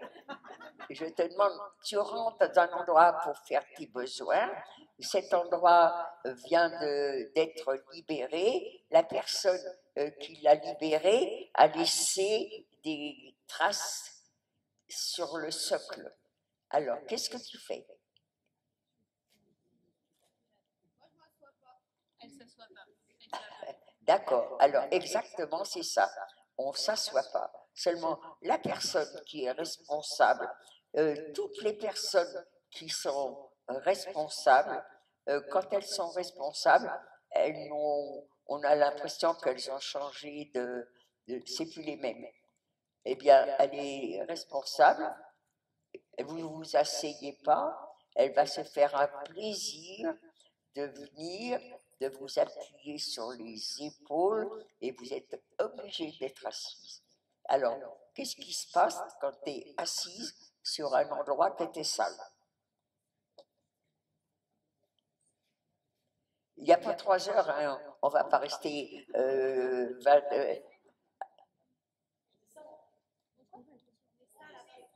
On est sale aussi. on, On est sale aussi. on devient sale. On devient sale aussi. Ah ben d'accord, ça c'est exact. C'est vrai que tu deviens sale. Et quand tu es sale, qu'est-ce que tu fais? Eh ben, tu te douches. Tu te douches. Parce que toi, tu as de la chance, tu es chez toi, tu as de la douche. Là, j'ai dit, on a été à la douche. À la douche, comme il n'y avait pas d'eau, quelquefois, quand on est sous une douche, on se laisse aller un peu, on fait un petit pipi. Mais là, il n'y avait pas d'eau, alors on n'a pas pu faire pipi. Et maintenant, on a été aux toilettes. Les toilettes sont comme ça, et tu es sale. Et qu'est-ce que tu fais? Alors, tu t'assois, tu dis quand même. Eh bien, tu t'assois quand même, ça fait que quand tu repars, tu es sale. Et qu'est-ce que tu fais quand tu es sale? Dans un endroit comme ça. On essaie de se nettoyer comme on peut. Voilà. Eh ben, comme on peut, je peux te dire que c'est vraiment très très peu, parce que tu es dans un endroit, toi, où tu vas aux toilettes, qu'est-ce qu'il y a? Qu'est-ce que tu trouves aux toilettes? Eh bien voilà, tu trouves du papier. Alors, maintenant, tu as du papier un peu plus épais, tu as du papier moins épais, tu as du papier ci, tu as du papier ça. Mais à mon époque, c'était des papiers journaux. Il y avait que ça. Alors, c'est vrai que si tu étais communiste, ah ben, il y avait beaucoup de papiers comme de l'humanité. Et si tu étais chez quelqu'un qui n'était pas communiste, eh ben, tu avais du papier de Figaro. Et ça n'a pas d'importance. On s'en foutait, tu vois. Figaro communiste, on s'essuyait avec ce papier. Mais quand on est dans le camp, il n'y a même pas ça. Rien, même pas un petit confetti. Donc on s'est retrouvés à avoir été aux toilettes sans rien. Et la première fois, je peux te dire que c'est vraiment un supplice. Après, je ne sais pas comment on faisait. Mais ben, on ne faisait rien, c'est tout. Je ne me suis jamais essuyée. Bon, alors maintenant, ça y est, on a été aux toilettes. J'ai dit qu'on nous avait habillés. Hein. Je l'ai dit, hein. D'accord. Alors maintenant, c'est l'heure d'aller dans la baraque. On va faire connaissance dans le lieu où on va vivre. On arrive, on est dans une baraque. Cette baraque est partagée en petites niches. Alors les niches, c'est ça. Hein. Ces espèces de niches, ça s'appelle des koyas. La personne qui est responsable de cette baraque va nous recevoir. Elle nous fait un grand discours. C'est elle, on l'appelle la Blokova. C'est elle qui est responsable de la baraque. C'est elle qui commande. On sera très bien si on accepte tout ce qu'elle veut nous faire faire. C'est elle qui commande, elle le met à bord. Si on n'accepte pas, ben tant pis pour nous. Elle a le droit de nous tuer, elle a le droit de vie, elle a le droit de mort sur nous, c'est elle qui commande. Mais de toute façon, comme on n'est pas là pour sortir vivant de ce lieu, ça n'a pas d'importance si on meurt un peu avant. Voilà. Et quand elle nous a parlé comme ça, sur le coup, on n'a pas réalisé, mais après, oui, on a réalisé qu'en effet, elle avait le droit de vie de mort. Alors maintenant, elle nous a emmenés devant ces espèces de niches. On est 6 par niche, et 6 par niche, c'est pas assez grand pour qu'on soit tous les 6 à côté. Alors, elle nous explique, il y en aura 3 dans le fond et il y en a 3 au bord et on est tête-bêche comme dans les boîtes à sardines. Quand on est rentré, quand on a vu l'état des lieux, je crois qu'un chien n'aurait pas dormi sur les paillasses, alors que quand elles étaient neuves, certainement, c'était une jolie couleur dorée de paille. Maintenant, elles n'ont plus de couleur. Maintenant, la paille qui était à l'intérieur est partie. On va dormir uniquement sur les planches et sur l'enveloppe de ces matelas. Quand on s'est couché, comme on était 6 dans une goya, on était collés avec les personnes qui étaient à côté de nous. Mais quand on collait à côté de nous des personnes qui ne se sont pas lavées, c'est pas agréable. Vous avez les pieds de celles qui sont dans le fond, sous votre nez, devant vos lèvres, et les pieds, on ne les a pas lavés, mais elles ont les nôtres aussi. Et bien, malgré ce dégoût, moi, je me suis endormie tout de suite. Je croyais ne pas avoir dormi que déjà on nous réveille. Le réveil, il faut tout de suite, tout de suite, tout de suite être dehors pour l'appel. Ben, tout de suite, tout de suite, tout de suite. C'est pas possible. On s'est déshabillé. Il n'y avait rien pour accrocher les affaires. Donc on les a mis sous nos têtes. Mais sous nos têtes, il y avait aussi les chaussures. Donc il faut récupérer les chaussures, il faut récupérer les chaussettes, il faut récupérer les vêtements. On ne peut pas être assis dans ces niches, parce que si vous êtes assis, vous avez la tête sur vos genoux. Donc, pour s'habiller, il faut être dehors, en bas. Hein. Et ben, tout ça, ça fait perdre du temps. Ça fait que quand on est sorti de cette baraque pour l'appel, on a tous reçu des coups. Alors voilà, on a appris tout de suite, on a appris qu'il ne fallait pas se déshabiller. Donc, à Birkenau, on s'est rarement déshabillé. On dormait toujours avec les affaires. Alors, on travaillait, on dormait avec les affaires.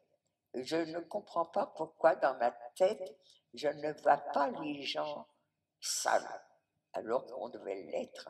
Mais comme on l'était toutes, peut-être qu'on ne réalisait pas. En attendant, au début on est en quarantaine, ça veut dire que le travail ne sera pas obligatoire. Donc comme le travail n'est pas obligatoire, ben, il n'y a pas de volontaire. Alors la capo qui veut des volontaires, eh ben, comme elle n'en a pas, alors elle va vous prendre de force. Et comme elle vous prend de force, c'est avec des coups. Et maintenant, ça y est, je suis désignée pour aller faire des corvées de travail. Je suis avec une dame, elle est plus âgée que moi, elle est française. Et elle nous emmène un petit groupe devant un tas de pierres qui est là. Comme outil, ce qu'elle nous a donné, c'est des espèces de plateaux qui s'appellent des tragues. Et ces plateaux, vous avez deux poignées aux extrémités et elle nous explique par geste, parce qu'elle parle le polonais ou l'allemand, et elle nous explique qu'il faut remplir les plateaux et les courir pour aller les vider, courir pour les remplir. Alors on a compris, on remplit le plateau et on le porte. Mais c'est pas possible, c'est trop lourd. Alors qu'est-ce qu'on fait comme c'est lourd? Eh bien, on en enlève. Et puis, on fait comme ça 2-3 tours avec un plateau qui n'est pas trop rempli. Mais la capo, on ne s'était pas rendu compte qu'elle nous surveillait. Quand elle a vu que nos plateaux n'étaient pas remplis, vous pensez bien que ça ne lui a pas plu. Alors, elle s'est mise sur notre dos, elle nous a obligés à le remplir, courir pour le vider, courir pour le remplir. On avait les mains en sang. Cette copine qui était avec moi, c'était pas une copine, j'ai fait sa connaissance. Quand elle a commencé à remplir comme elle trouvait que c'était trop lourd, on en mettait de moins en moins. Mais par contre, on était très détendus, c'était le début mai, on est jeune, on ne se rend pas compte de où on est, et on était certainement peut-être un peu trop souriante, parce qu'on trichait, on mettait de moins en moins de pierres. Et quand la capot a vu qu'on était souriante, elle est tombée sur celle qui était devant moi. Elle commence à lui parler, mais que par l'allemand, on ne comprend pas. Mais on voyait bien qu'elle n'était pas contente. Cette copine qui travaillait, qui était devant, normalement, on vous dispute, on hurle sur vous, on vous bat, vous devez vous taire, vous devez vous laisser faire. Et même si vous êtes dans le vrai, il faut vous taire. Mais ça, on ne sait pas, on l'apprend après. Alors, elle commence à la frapper parce qu'elle trouve qu'on n'en a pas mis assez. Elle commence à lever la main pour la frapper. Instinctivement, cette dame, elle était toute jeune, celle qui nous commandait, ça aurait pu être sa petite fille. Eh bien, elle veut prendre la main de cette petite fille qui voulait la battre. Eh bien, t'as pas le droit. Elle lui a donné une paire de gifles, mais tellement forte que cette bonne femme qui n'y s'y attendait pas, elle tombe et elle est par terre à ses pieds. Eh bien, par terre à ses pieds, cette furie, ça aurait pu être sa grand-mère, a commencé à coups de talon, à coups de botte, avec ils ont des espèces de bâtons qu'on appelle des schlags. Eh bien, cette pauvre femme, l'arcade sourcilière ouverte, la lèvre ouverte, elle commence à saigner. Eh bien, cette furie aurait pu avoir pitié, pas du tout. Elle l'a remis debout et elle nous a obligés, jusqu'à la fin de la journée, courir pour remplir, courir pour vider. Heureusement, le travail s'arrête toujours à 18h. Quand on range les outils, il faut qu'ils soient propres. Mais comme on n'a rien pour les nettoyer, pas un bout de chiffon, pas un bout de papier, c'est avec nos mains. Et bien les mains, quand on a enlevé la terre, et il faut bien qu'elle... Alors là, on prend nos mains, on s'essuie avec, comme ça l'outil est propre, et vous êtes sale. Mais sale, c'est quand même de la terre, alors c'est demi-mal. En tous les cas, maintenant, on est rentré à la baraque, c'est l'appel du soir. Quand les copines nous ont vus dans quel état on était, le travail était, n'oubliez pas que le travail, quand on arrive, n'est pas obligatoire.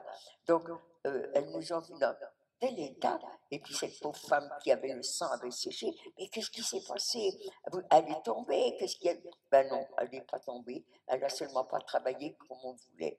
Après, je peux vous garantir qu'on faisait tous très attention. Et je suis restée à Birkenau jusqu'en novembre 1944. Et j'ai eu la chance d'être là quand ils ont le premier départ des déportés d'Auschwitz. C'était en novembre 1944.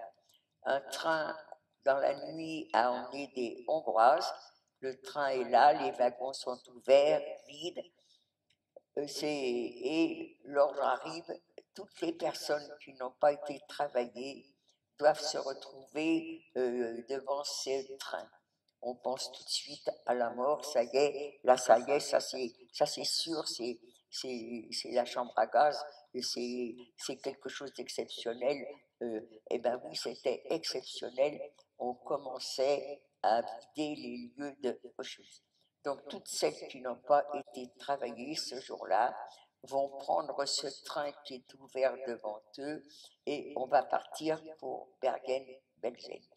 Bergen-Belsen, c'est un camp de travail, ce n'est plus un camp d'extermination.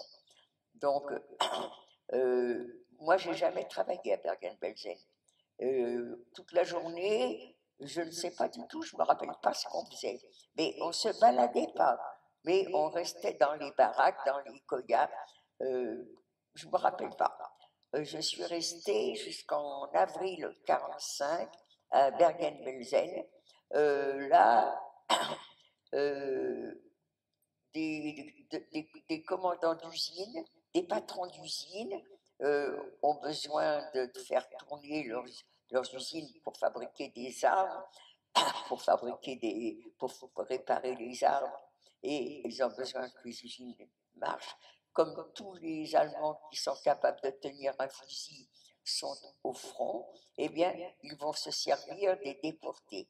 Et j'ai la chance d'aller travailler dans une usine à Ragun, à côté de Leipzig. Alors là, ça a été vraiment... on est traité quand même un peu mieux. On est juif, on ne va pas être traité comme les ouvriers, mais quand même, le patron a besoin de nous, donc on est un peu mieux traité. On est mieux logé, et là, au moins, il y a de l'eau. On a des baraques, et dans la baraque, il y a de l'eau. Alors, naturellement, ce n'est pas d'eau chaude, naturellement, il n'y a pas de serviette, mais au moins, on peut se laver. Je suis restée à Bergen-Belsen jusqu'à avril 45.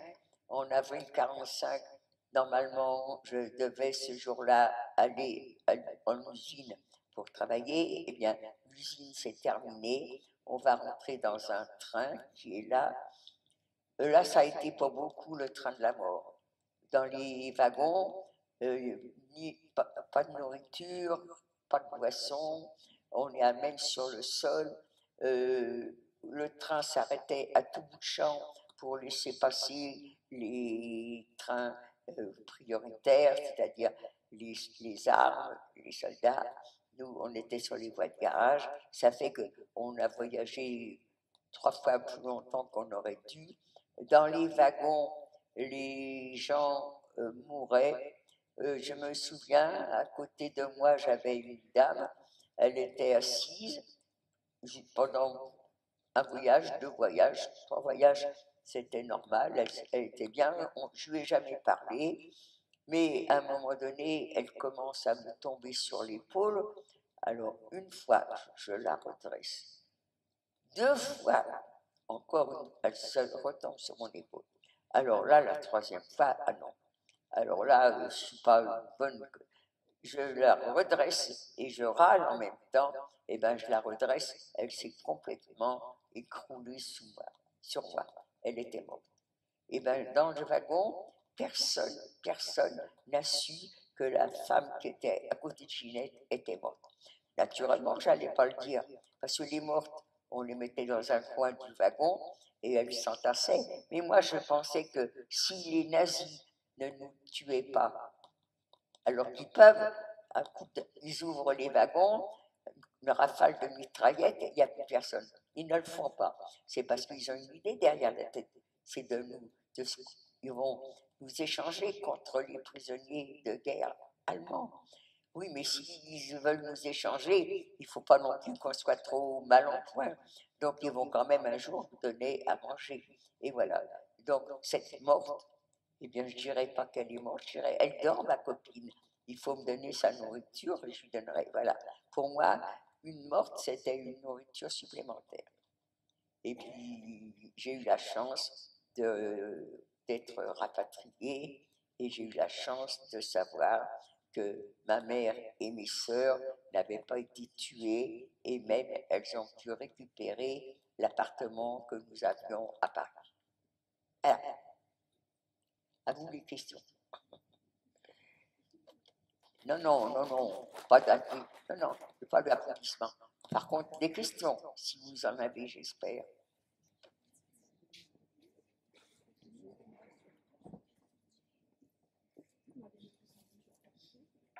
Il y en a. C'est quoi que vous cherchez? Ah, d'accord.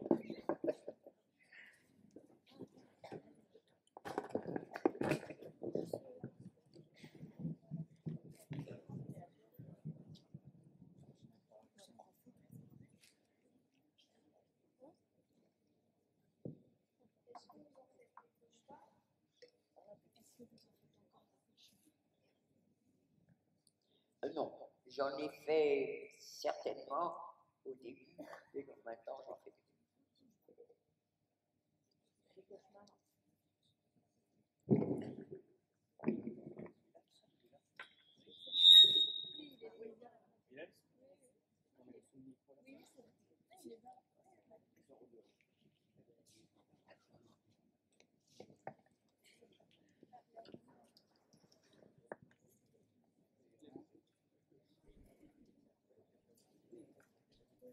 Il n'y a pas beaucoup de questions. Hein. Ah bon, d'accord. Est-ce que vous avez la robe que Simone Veil vous a donnée?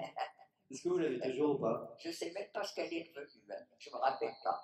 Et dans ma tête, cette robe, c'est amusant parce que je la voyais d'une certaine façon. Et l'autre jour, c'est-à-dire il y a quand même quelques temps, ils ont montré Brigitte Bardot et la robe qu'elle portait, Brigitte Bardot, c'est cette robe-là que je croyais avoir. Vous savez, les souvenirs, c'est un peu bizarre parce que c'est d'ailleurs pour ça que les historiens n'aiment pas trop que les déportés racontent leurs histoires. Parce que nous, on raconte, ce sont des souvenirs, alors qu'un historien, quand il parle, quand il raconte, quand il écrit, il vérifie. Comment il vérifie, j'en sais rien, moi, mais certainement en feuilletant beaucoup de livres, en disant, tandis que nous, ce sont les souvenirs. Et sincèrement, je croyais vraiment que la robe qu'elle m'avait donnée, je la voyais dans ma tête. Et bien, quand j'ai vu Brigitte Bardot avec sa robe, ben, c'était celle-là que je me décrivais. Mais malgré tout, elle m'a donné quand même cette robe. Et j'ai toujours dit à Simone, cette robe, elle m'a sauvé la vie. J'avais perdu le moral. Je venais d'apprendre qu'en disant à mon père et à mon frère de monter sur les camions, moi, je croyais ce que les nazis disaient. C'était pour pas qu'ils se fatiguent. Donc, j'avais dit à papa et mon petit frère, montez. Donc, ils m'ont écouté. Et j'apprends que quand je leur ai dit de monter, je les ai envoyés à la mort. Donc, je me suis toujours sentie responsable. Mon neveu n'avait pas 15 ans. Au fait, est-ce qu'il y en a beaucoup qui n'ont pas 15 ans à l'époque? Il y en a qui n'ont pas 15 ans. Levez-vous. Eh bien, regardez-vous. Ah non, non. Et vous savez que ce n'est pas possible du tout, ce que je vais vous dire. Vous regardez tous vos camarades qui sont debout.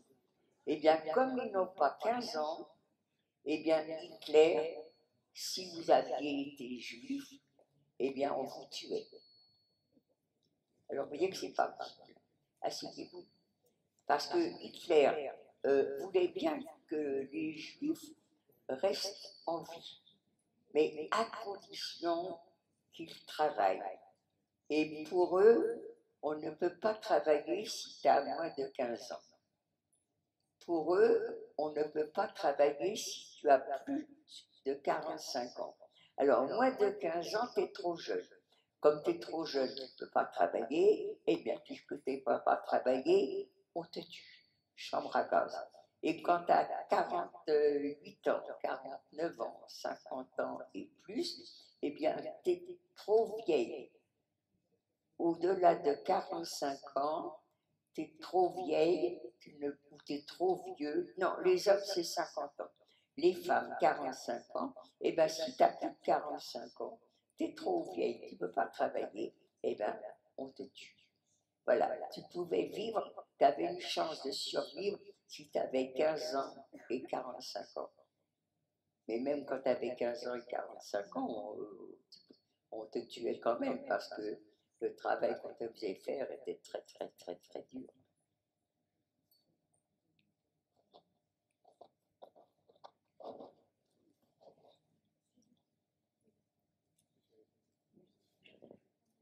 À quel moment avez-vous le plus souffert? Tout le temps. À quel moment avez-vous le plus souffert? Tout le temps. On était là pour souffrir. Et je peux te dire que les premières fois que tu reçois des coups, ça veut dire que ça fait très très mal. Parce que celles qui vous frappent, elles ont des mains, on croit que c'est des battoirs, mais elles vous frappent aussi avec leur bâton, avec leurs bottes et tout ça. Mais après, on arrive à résister. Et ça fait toujours mal quand même. Et on en reçoit tellement qu'on ne sait plus si ça fait mal ou pas mal. toute façon, il faut travailler. Qu'en pensez-vous de la montée de l'extrême droite? Non, non, moi je ne fais pas de politique. Je laisse ça aux autres.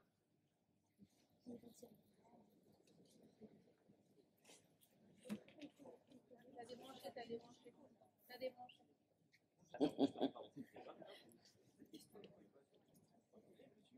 On y va.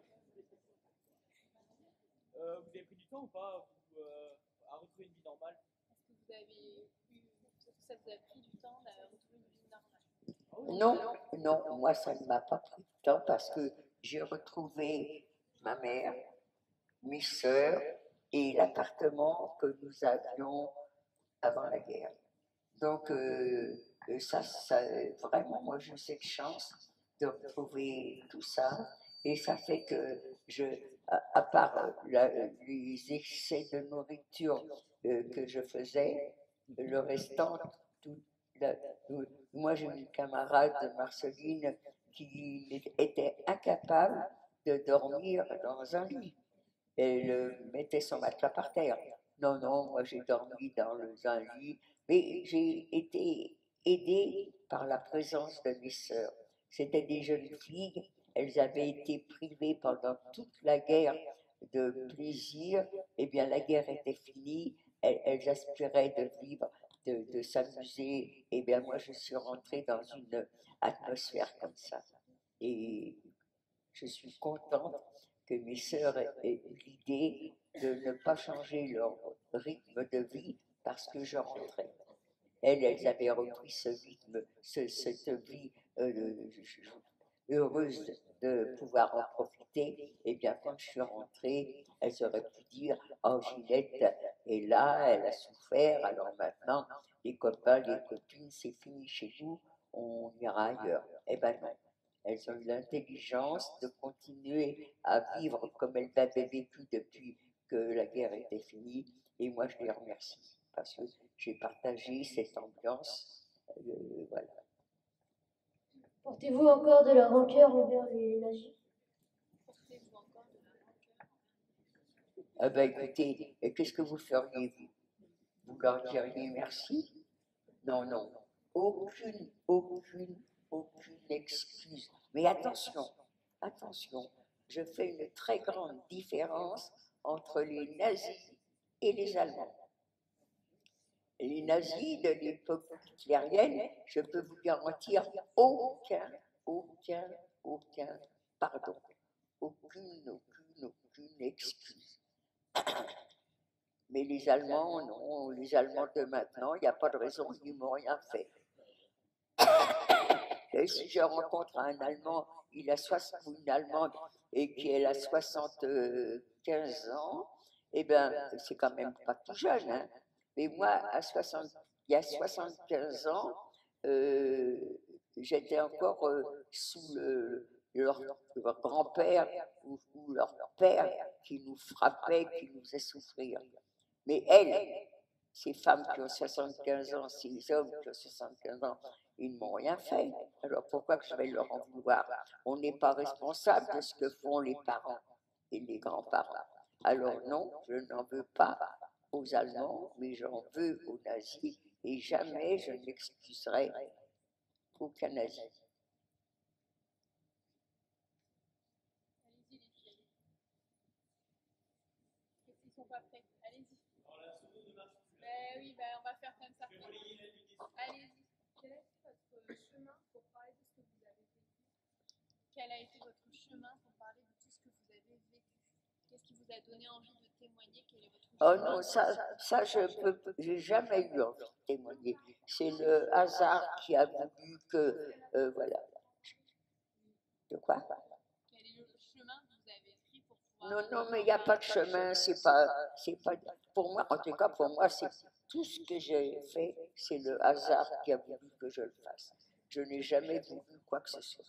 Moi, ce que je voulais, c'est revivre.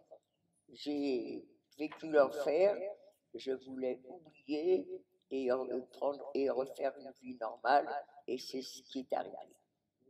Et puis après, bon, ben, le hasard a voulu que que je rencontre, que je retrouve une association, alors que moi, jamais, j'ai toujours payé mes cotisations de cette association, mais je ne participais pas parce que moi, je faisais les marchés. Les marchés, c'est toujours les meilleurs jours, le samedi et le dimanche.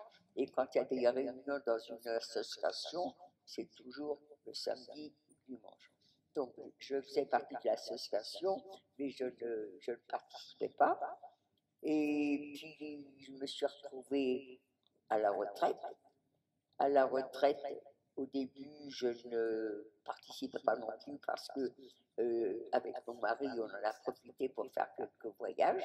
Et puis, quand je me suis retrouvée veuve, un jour, dans mon quartier, je me promène et il y avait le siège de mon association. Il était là, c'était un magasin, c'était ouvert, et je passe, il y a du monde. Le hasard a voulu que je rentre. C'est vraiment le hasard parce que, en principe, j'ai toujours peur de déranger. Alors, si on m'a pas invité, je vais pas y aller.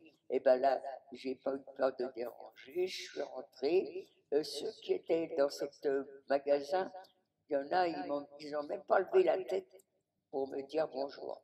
Mais par contre, il y avait les deux femmes qui organisaient cette petite réunion.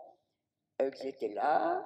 Elles m'ont reçu très gentiment, et puis tu reviens quand tu veux et tout. Et c'était tellement agréable de voir ces deux femmes qui s'occupaient. Et ben, du coup, je suis venue régulièrement. Après, je parle avec tout le monde. Hein. Mais par contre, le président de l'association me voit maintenant tous les jeudis aux réunions. Il emmenait toujours le même petit groupe de femmes avec les élèves en Pologne. C'était un petit groupe, elles étaient quatre, parce qu'il y a 4 quarts, donc il fallait une déportée par quart. C'était toujours les mêmes, c'était des copines de sa femme. Elles ont travaillé ensemble et elles s'étaient très soudées. Et donc il emmenait toujours ces femmes-là. Et un jour, il y en a une des 4 qui est malade. Donc, il va y avoir un quart où il n'y aura pas de guide pour parler aux élèves. On parle aux élèves du départ de l'aéroport jusqu'au camp. Ça fait à peu près 80 km. Donc, c'est là où l'on parle, où on raconte un peu l'histoire de la déportation. Donc, cette femme est malade, il y aura un quart où il n'y aura personne. Comme il me voit régulièrement maintenant, il me demande de la remplacer. Ah non, ça jamais. Je ne veux pas retourner là-bas, c'est pas la peine d'aller me remettre encore le moral à zéro. Non, j'ai qu'à fermer les yeux, je suis dans le camp, alors excuse-moi, mais je n'y retourne pas. Alors il a un mot malheureux, heureux, ça dépend comment on l'entend,